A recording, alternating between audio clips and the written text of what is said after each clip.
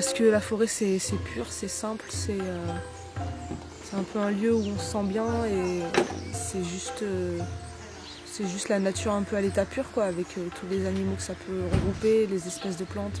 Un arbre, un chêne qui est plusieurs fois centenaire, pouvoir le regarder et l'imaginer en petites granules dans un aéroport, c'est insupportable en fait.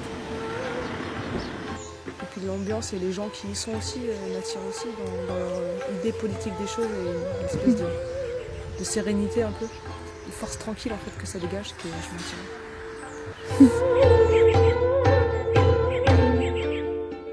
Donc ils sont arrivés avec le Manitou et à mon niveau. On va juste casser ta maison. Donc on va pas te faire mal, mais on va juste détruire ta maison. J'ai fait waouh les gars, c'est super sympa. Merci. Et on coupe tout. Ils ont coupé le lit, ils m'ont coupé les cordes, ils ont coupé le pont de singe. Ils ont tout coupé en me regardant en me disant tu te démerdes pour descendre maintenant. Et donc il était 9h du matin.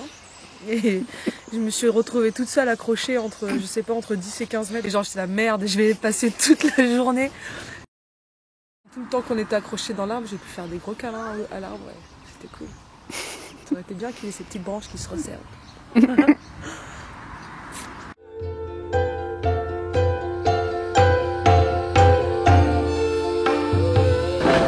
A lot in the forest, really a lot, and it was really painful and annoying, and it really angry that they use so much of tear gas.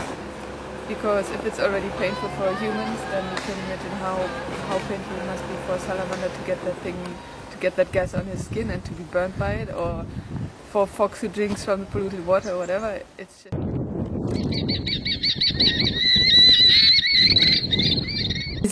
Les effets que les explosions ont sur les animaux.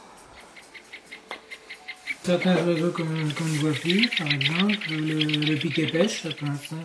Les citelles,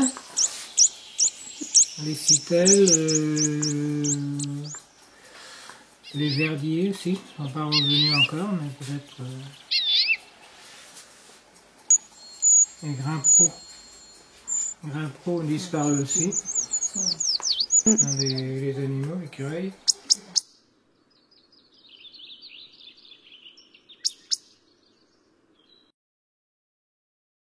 Citelles, piquet-pêche, ils revenaient pratiquement aussitôt. Les citelles, elles étaient toujours toujours, il y en avait plusieurs couples dans le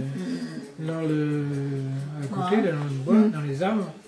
Et celles-là, apparemment, elles sont parties depuis. On les a pas revues depuis. Les pigeons ramiers, on les entend Piquet-pêche, pigeons ramiers, pas non plus pour l'instant. Ils ont dû quitter aussi le bois, apparemment. Hein. Ils venaient même manger aussi là. Hein. Ils venaient par terre. Hein. Ouais. Il y avait quelques tourterelles aussi qui venaient, qu'on ne voit plus non plus. Non, puis on ne s'entend pas chanter non plus. Ouais. Un pic noir aussi. Il venait régulièrement, on ne le voit plus non plus. Pour l'instant. Disparu. Est-ce que ça va revenir? Je ne sais pas. Dans l'autre forêt, ça doit être pareil, il y a un forêt de rame. Quand je courais là-dedans, je voyais régulièrement des chevreuils, renards, j'en ai vu plusieurs fois aussi. Je pense que c'est le bruit, l'agitation, les camions, il y a plus de circulation aussi. Beaucoup de monde dans le coin à certains moments lorsqu'il y a eu nous, des gens ne dorment plus avec les camions. Les oiseaux, ça peut être pareil.